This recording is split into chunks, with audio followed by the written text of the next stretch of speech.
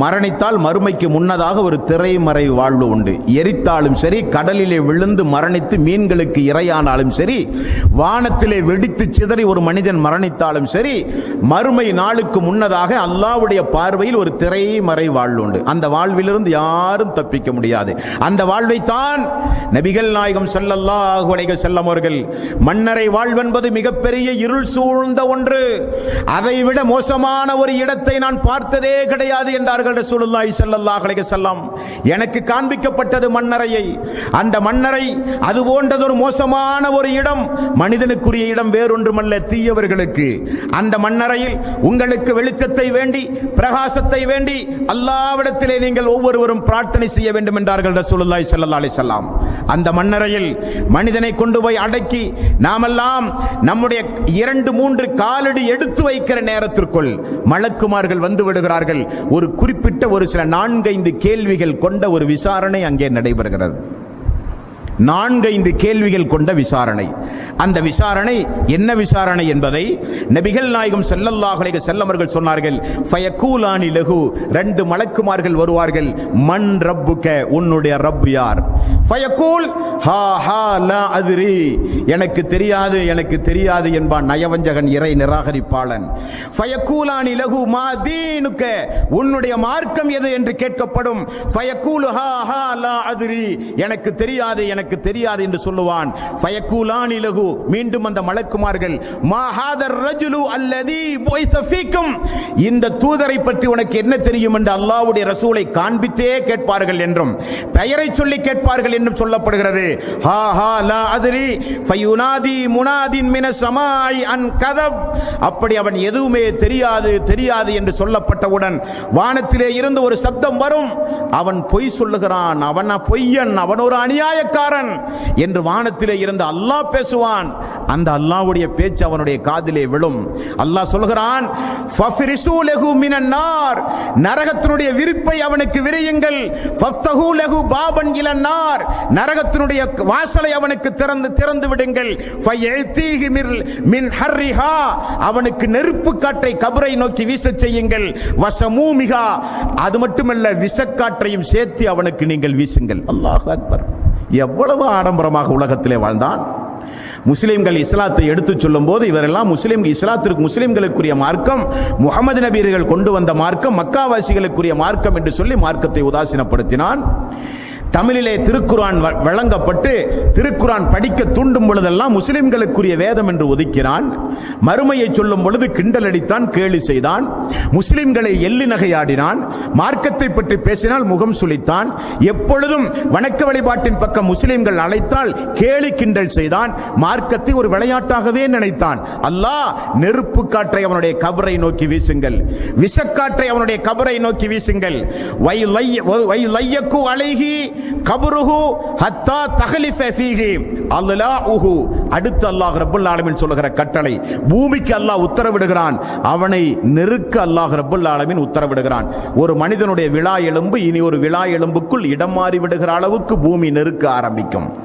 ரசூலுல்லாஹி ஸல்லல்லாஹு அலைஹி வஸல்லம் அவர்கள் சொன்னார்கள், வயதீஹி ரஜுலுன் கபீஹுல் வஜ், ஒரு மனிதன் அவனை நோக்கி நடந்து வருவான், அவன் மிக மிக மோசமான முகபாவனை உடையவனாக இருப்பான். கபீகு சியாப், அவனிடத்திலே மிகப்பெரிய துர்வாடை நாற்றம் அடிக்கக்கூடிய ஆடையோடு அவன் வருவான். முன்துனுர் ரீஹ், அவனிடத்திலே மிக மிக மோசமான துர்வாடை வீசும். அவனை பார்த்தாலே பாதி உயிர் போய்விடும். அந்த அளவுக்கு அலங்கோலமான ஆக்ரோஷமான முகம், மிக கேவலமான ஒரு முகம், மிக நாற்றம் அடிக்கக்கூடிய ஒரு ஆடை, அவனுடைய மேனியிலிருந்து வருகிற துர்நாற்றம் சுப்ஹானல்லாஹ் சொல்லி மாளாது என்றார்கள் ரசூலுல்லாஹி ஸல்லல்லாஹு அலைஹி வஸல்லம். ஃபயகூல் அப்சிர் பில்லதி யசூக, நான் உனக்கு ஒரு நற்செய்தியாக சொல்லுகிறேன். எந்த இடத்தை எந்த நாளை பொய்ப்பித்து உலகத்தில் வாழ்ந்தாயோ அந்த நாளும் இடம் இதுதான். ஹாதா யௌமுக்கல் லதி குன்த துஅத், அந்த நாளும் இடம் இதுதான் என்று சொல்லப்படும். உடனே அந்த மன்னரை வாட்சி கேட்கிறான். ஃபயகூல் மன் அன்த ஃபவஜ்ஹுகல் வஜ்ஹு யஜ்உ பிஸ்ஸிர்ரி, அநியாயத்தையும் அக்கிரமத்தையும் மிகப்பெரிய நஷ்டத்தையும் உன்னை நான் பார்த்தவுடனே விளங்குகிறேனே, மிகப்பெரிய கேவலத்தை கொண்டு வந்திருக்கிறாயே, நீ யார் என்று கேட்கும் போது அன அமலுக்கல் ஹபீஸ், நான் தான் நீ உலகத்தில் செய்த அசிங்கமான அருவருக்கத்தக்க கேவலமான அமல்.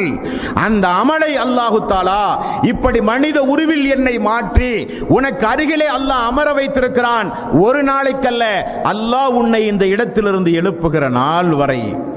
ஃபயகூல், அந்த மனிதன் சொல்லுவான், ரப்பி லா துகிம், ரப்பி லா துகிம், அல்லாஹ் எனக்கு மறுமை நாளை கொண்டு வர முடியாது, கொண்டு வராதே, இந்த கபர் வாழ்வே என்னால் தாங்க முடியாமல் இருக்கின்றது, அல்லாஹ் எனக்கு மறுமையை ஏற்படுத்தாதே என்று அந்த மனிதன் கதறுவான், அந்த மனிதன் கத்துவான்.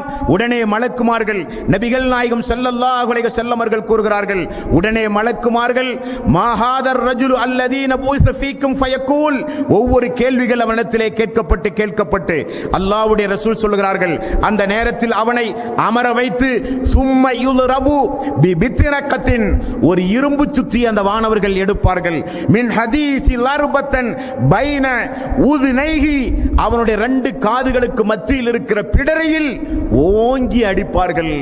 நபிகள் நாயகம் ஸல்லல்லாஹு அலைஹி வஸல்லம் அவர்கள் சொன்னார்கள், ஃபயஸீஹு ஸைஹத்தன் யஸ்மஉஹா மன் யலீஹி இல தகலைன், 2 காதுகளுக்கு மத்தியில் அவனை ஓங்கி ஒரு அடி அடிப்பார்கள். அல்லாஹ்வுடைய ரசூல் சொல்கிறார்கள், அடித்தால் என்ன நிலைமை ஏற்படும் தெரியுமா?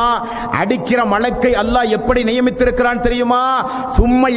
சும்ம யுகையலு லஹு ஆமா அப்கமு, அந்த மலக்குக்கு காதும் கேட்காது, வாயும் பேச மாட்டார். அல்லாஹ்வுடைய ஒரு ஏற்பாட்டை பாருங்கள், சுப்ஹானல்லாஹ். அவன் போடுகிற சப்தம், அவனுக்கு கொடுக்கப்படுகிற தண்டனை, கொடுக்கப்படுகிற அந்த மலக்குக்கு காதும் கேட்காது, அவன் புலம்பினால் அவர் வாயும் பேச மாட்டார். அப்படிப்பட்ட சுத்தியிலை கொண்டு வந்து இப்படிப்பட்ட ஊனமுற்ற ஒரு வானவரின் மூலம் அல்லாஹ் தண்டனை கொடுக்கிறான். லவ் லுரிப பிஹா ஜபலுன் லசார துராப், அந்த சுத்தியிலை கொண்டு போய் ஒரு மலையிலே அடித்தால் மலை மண்ணாக போய்விடுமாம். அப்படியானால் எவ்வளவு வரையான தண்டனை அந்த மறுமையின் அந்த கபரிலே அவனுக்கு கொடுக்கப்படுகிற தண்டனை. நரகத்தினுடைய வாசல் திறக்கப்படும், விஷக்காற்று வீசப்படும், நெருப்பு காற்று வீசப்படும், சுத்தியிலை கொண்டு போய் அடிக்கப்படும், பூமி நெருக்கப்படும். இதற்கு மத்தியில் மிகப்பெரிய அலங்கோல துர்நாற்றமுடைய ஒரு மனிதன் நம்மை தடவிக்கொண்டே நம்மோடு பேசிக் கொண்டிருக்கிறான். நாம் செய்த பாவ செயல் மனித உருவில் மாறி வருகிறது. அல்லாஹ் சொல்லுகிறான் 40வது அத்தியாயத்தின் 46வது வசனம், இது போக அவனுக்கு மறுமை நாளில் கொடுக்கப்படுகிற அந்த நரகம் உண்டுமே, அந்த நரகத்திற்கு காலையிலும் மாலையிலும் அவனை கொண்டு செல்லப்பட்டு கொண்டே இருக்கும் என்று அல்லாஹ் சொல்லுகிறான் திருக்குர்ஆனில்.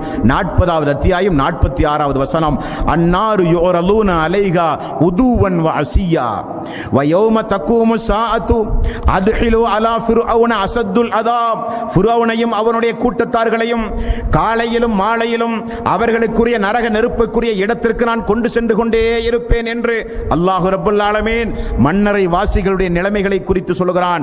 முஸ்லிம் என்கிற நபிமொழி தொகுப்பில் 5500வது நபிமொழியாக நீங்கள் பார்க்கலாம். ஒரு மனிதனுக்கு கபரிலே விசாரணை செய்யப்பட்டு தீர்ப்பு சொல்லப்பட்டு அவன் நல்லவனாக இருந்தால் காலையிலும் மாலையிலும் சொர்க்கத்திற்கு அவன் அழைத்து செல்லப்பட்டு கொண்டே இருப்பான். அவன் ஒரு இறை நிராகரிப்பாளனாக இருந்தால் நரகத்திற்கு காலையிலும் மாலையிலும் அவன் அந்த இடத்தை அவனுக்கு காண்பித்து கொடுத்து கொண்டே இருப்போம். எவ்வளவு பெரிய ஒரு அதாப் என்று பாருங்கள், சுப்ஹானல்லாஹ். ஆகவேதானே ரசூலுல்லாஹி ஸல்லல்லாஹு அலைஹி வஸல்லம் அல்லாஹும்ம இன்னி அஊது பிக்க மின் அதாபில் கபர், அல்லாஹும்ம இன்னி அஊது பிக்க மின் அதாபில் கபர் என்று அல்லாஹ்வுடைய ரசூல் அல்லாஹ்விடத்திலே பிரார்த்தனை செய்ய சொன்னார்கள்.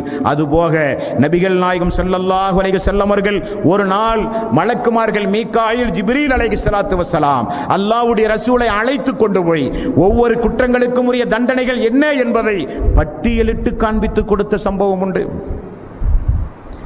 ஒவ்வொரு தண்டனைகளையும் அல்லாஹ்வுடைய ரசூல் பார்த்து பார்த்து என்னால் சகிக்க முடியவில்லையே, யாதற்காக வேண்டி இந்த தண்டனை, ஏன் இந்த தண்டனை என்று கேட்ட பொழுதெல்லாம் இந்த காரியத்திற்கு இந்த தண்டனை, இந்த காரியத்திற்கு இந்த தண்டனை, இந்த பாவச் செயலுக்கு இந்த தண்டனை, இந்த கொடுஞ்செயலுக்கு இப்படிப்பட்ட ஆதாப் என்றெல்லாம் 2 மலக்குமார்கள் அல்லாஹ்வுடைய ரசூலுக்கு அல்லாஹ்வுடைய ரசூலை அழைத்து சென்று விளக்கிய சம்பவமும் ஹதீஸ்களிலே பார்க்கிறோம். புகாரியில் 1143வது நபிமொழி, 1143வது நபிமொழி. அல்லாஹ்வுடைய ரசூல் ஒரு மனிதனை பார்க்கிறார்கள். முதலில் கையில் மிகப்பெரிய ஒரு பாறாங்கல்லை எடுத்து படுத்து கிடக்கிற ஒரு மனிதனுடைய தலையிலே போடுகிறான். தலை சிதறுகிறது, பாறாங்கல்லும் உருண்டு ஓடுகிறது. அந்த கல்லை அந்த மனிதன் எடுத்து வருகிறான், மீண்டும் தலை சேர்ந்து விடுகிறது. மீண்டும் இரண்டாவது முறை பாறாங்கல்லை தலையிலே போடுகிறான், தலை சிதறுகிறது, அவன் கதறுகிறான். மீண்டும் கல்லை எடுத்து வந்து மீண்டும் தலையிலே போடுகிறான். தினசரி இப்படி தலை சிதைக்கப்படுகிற ஒரு கொடுமையை ரசூல் ஸல்லல்லாஹு அலைஹி வஸல்லம் அவர்கள் பார்த்து நெஞ்சு பொறுக்குதில்லையே. எதற்காக வேண்டி இந்த அதாப், எதற்காக வேண்டி இந்த கொடுமை? நரகத்திலே கொடுக்கப்படுகிற கொடுமை அல்ல, கபரிலே கொடுக்கப்படுகிற வேதனை. ரசூலுல்லாஹி ஸல்லல்லாஹு அலைஹி வஸல்லம் அவர்களுக்கு சொல்லப்பட்டது, ஃபஇன்னஹு யஅஹுதுல் குர்ஆன ஃபயர்ஃபிலுஹு. அவன் திருக்குர்ஆனை ஓத மறுத்தான், திருக்குர்ஆனை கற்று அதன்படி நடப்பதற்கு அவன் மறுத்தான். வயானாம், அவன் உறங்கினான். அன்னி ஸலாத்தில் மக்தூப், மக்கள் தொழுகும் போது அவன் உறங்கியே காலத்தை கழித்தான். மக்கள் தொழும் பொழுது அவன் உறங்கியே காலத்தை கழித்தான் என்று ரசூலுல்லாஹி ஸல்லல்லாஹு அலைஹி வஸல்லம் அவர்களுக்கு சொல்லப்படுகிறது. ஆமாம் சகோதரர்களே, தொழுகை என்பது சாதாரணமான ஒரு இபாதத் அல்ல. என்றைக்கு ஒரு மனிதன் இஸ்லாத்தை தழுவினானோ அப்பொழுதே அவன் மீது கடமையாக்கப்படுகிற இபாதத். ஹஜ்ஜும் ஜக்காத்தும் போல் அல்ல. அது வசதி நமக்கு எப்பொழுது வருகிறதோ அப்பொழுதுதான் கடமை. தொழுகையை பொறுத்தவரையில் நின்று தொழ முடியாவிட்டால் அமர்ந்து தொழுங்கள், அமர்ந்து தொழ முடியாவிட்டால் படுத்தாவது தொழுங்கள் என்றார்கள் ரசூலுல்லாஹி ஸல்லல்லாஹு அலைஹி வஸல்லம். அப்படிப்பட்ட தொழுகையை பேணாத மக்களுக்கு கபரில் கொடுக்கப்படுகிற தண்டனை இந்த தண்டனை. அல்லாஹ்வுடைய ரசூல் மரணிப்பதற்கு 3 நாள், ஒரு இஷாவுடைய நேரம், மக்கள் எல்லாம் தொழுகைக்கு எதிர்பார்த்து மஸ்ஜித் நபவியில் நின்று கொண்டிருந்தார்கள். ரசூல் ஸல்லல்லாஹு அலைஹி வஸல்லம் ஆயிஷா அவர்களிடத்திலே மக்கள் இஷா தொழுது விட்டார்களா என்று கேட்டார்கள். இல்லை என்று சொல்லப்பட்டது. ஒலு செய்ய எனக்கு தண்ணீர் எடுத்து வையுங்கள் என்று சொல்லி படுத்துக் கொண்டிருந்த ரசூல் ஸல்லல்லாஹு அலைஹி வஸல்லம் எழுந்து ஒது செய்ய முற்பட்டார். மயக்கமுட்டு கீழே விழுந்து விட்டார். அப்பொழுதுதான் அல்லாஹ்வுடைய ரசூலுக்கு தெரிகிறது, இனி நம்மால் நடக்க முடியாது, எழுந்து கூட நிற்க முடியாது என்பதை அல்லாஹ்வுடைய ரசூல் புரிந்து கொண்டார்கள். இருந்தாலும் சிறிது நேரத்தில் முகத்தில் தண்ணீர் தொளித்து உணர்வு வந்தவுடன் மீண்டும் ரசூல் ஸல்லல்லாஹு அலைஹி வஸல்லம் மக்கள் இஷா தொழுது விட்டார்களா என்று கேட்டார்கள். இல்லை என்று சொல்லப்பட்டது. இரண்டாவது முறையும் அல்லாஹ்வுடைய ரசூல் எழுந்து நிற்க முயற்சி செய்யும் போது மீண்டும் மயக்கமுற்று கீழே விழுந்து விட்டார்.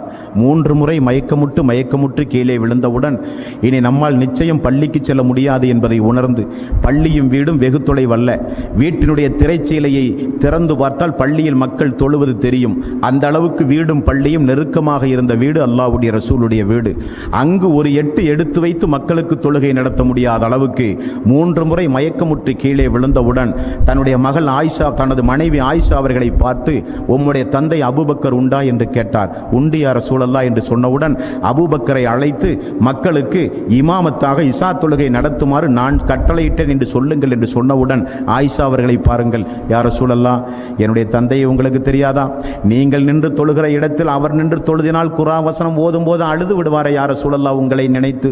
ஆகவே உமர் அவர்களை பார்த்து நீங்கள் தொழ வைக்க சொல்லக்கூடாதா யா ரசூலல்லாஹ் என்று சொன்னவுடன் ரசூலுல்லாஹி ஸல்லல்லாஹு அலைஹி வஸல்லம் கண்டிப்பாக அபூபக்கர் தான் தொழ வேண்டும் என்று மிக கட்டளையிட்டார்கள் அல்லாஹ்வுடைய ரசூல். அபூபக்கர் இமாமாக நின்று, அல்லாஹ்வுடைய ரசூல் இனி வரமாட்டார் என்பதை புரிந்து அபூபக்கர் இமாமாக நின்று மக்களுக்கு இஷா தொழுகை நடத்தி கொண்டிருப்பதை ரசூல் ஸல்லல்லாஹு அலைஹி வஸல்லம் கொஞ்சம் உணர்வு விட்டு திரைச்சீலையை அகற்றி பார்த்தார்கள். மக்கள் ஜமாத்தோடு தொழுகிற கண்கொள்ளா காட்சி. உடனே ஃபத்ல் இப்னு அப்பாஸ் அவர்களையும் அலி ரலியல்லாஹு அவர்களையும் அழைத்து 2 நபர்களுடைய தோள்களிலும் கையை போட்டு ரசூல் ஸல்லல்லாஹு அலைஹி வஸல்லம் அவர்கள் தோழருக்கு கட்டளையிட்டார்கள், என்னால் நடக்க முடியாது, பள்ளிக்கு என்னை தூக்கிச் செல்லுங்கள் என்றார்கள். என்னால் நடக்க முடியாது, பள்ளிக்கு என்னை தூக்கிச் செல்லுங்கள் என்றார்கள். காரணம் என்ன? ஜமாத் நடக்கும்போது வீட்டிலே இருக்க எனக்கு மனம் இல்லை என்றார்கள் ரசூல் ஸல்லல்லாஹு அலைஹி வஸல்லம். ஆயிஷா ரலியல்லாஹு அன்ஹா அவர்கள் சொல்கிறார்கள், அல்லாஹ்வுடைய ரசூலை அந்த 2 தோழர்களும் தூக்கிச் சென்றதை வீட்டிலே இருந்து நான் பார்த்தேன்.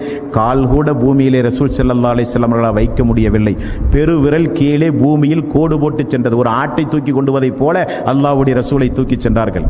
அல்லாஹ்வுடைய ரசூல் தூக்கி கொண்டு வருவதை பார்த்த உடனே அபூபக்கர் சித்திக் ரலியல்லாஹு அன்ஹு அவர்கள் இமாமில் இருந்திலே பின் வர ஆரம்பித்தார்கள். அல்லாஹ்வுடைய ரசூல் அவருடைய முதுகு தண்டிலே கை வைத்து அவரை இமாமாக நின்று தொழ வைக்க உத்தரவிட்டு, மறைமுகமாக பேச்சில்லாமல் செய்கையின் மூலமாக உத்தரவிட்டு அவருக்கு அருகில் அல்லாஹ்வுடைய ரசூல் அமர வைக்கப்பட்டார். இஷா தொழுகை நடத்த ஜமாத்தில் கலந்து கொண்டார்கள் என்று நாம் பார்க்கிறோமே.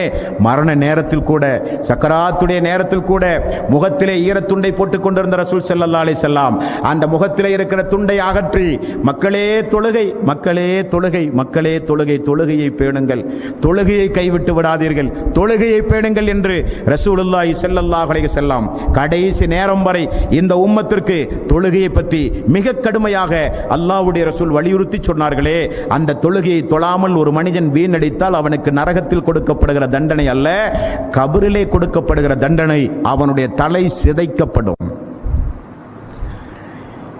மக்கள் எல்லாம் ஹய்யால ஸலா ஹய்யாலல் ஃபலா, தொழுகையின் பக்கம் வாருங்கள், வெற்றியின் பக்கம் வாருங்கள் என்கிற பாங்கோசை சொல்லப்பட்டவுடன் மக்கள் பள்ளியை நோக்கி ஓடோடி விரைந்தார்கள். அதிகாலை பொழுது எல்லோரும் சந்தோஷமாக உறங்கும் பொழுது அஸ்ஸலாத்து கைரும் மினன் நௌம், தூக்கத்தை காட்டிலும் தொழுகை சிறந்தது என்று அழைப்பு கொடுத்தவுடன் மழை இருள் என்று கூட பாராமல் மக்கள் பள்ளியை நோக்கி ஓடி வந்தார்கள். நீயோ பகல் இரவு என்று பாராமல் உறங்கியே காலத்தை கழித்தாய் என்று சொல்லி அவனுக்கு கபரிலே தலைகள் சிதறடிக்கப்படுகிற தண்டனை கொடுக்கப்படுகிறது என்று ரசூலுல்லாஹி ஸல்லல்லாஹு அலைஹி வஸல்லம் அவர்கள் கூறினார்கள்.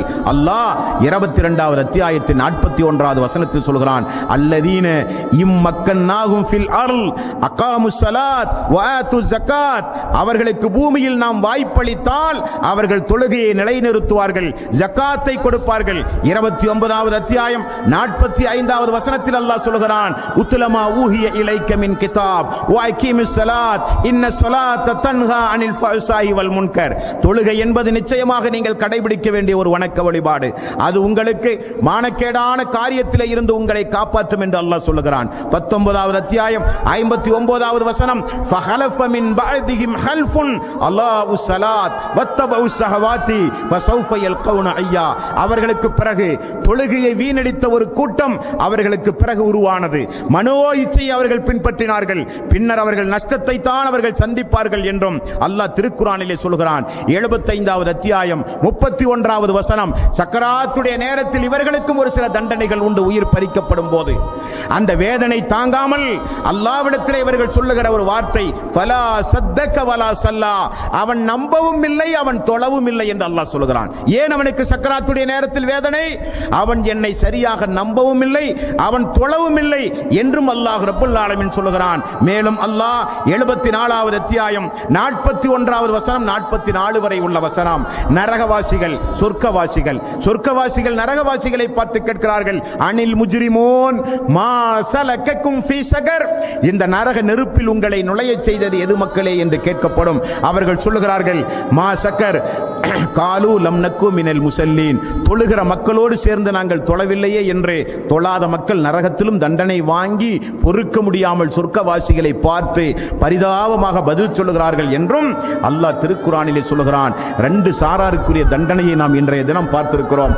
மார்க்கத்தை ஏற்காத மக்கள் இருந்தால் தாமதமில்லாமல் மார்க்கத்தை ஏற்றுக்கொள்ளுங்கள், மரணம் வந்தால் உங்களை யாராலும் காப்பாற்ற முடியாது.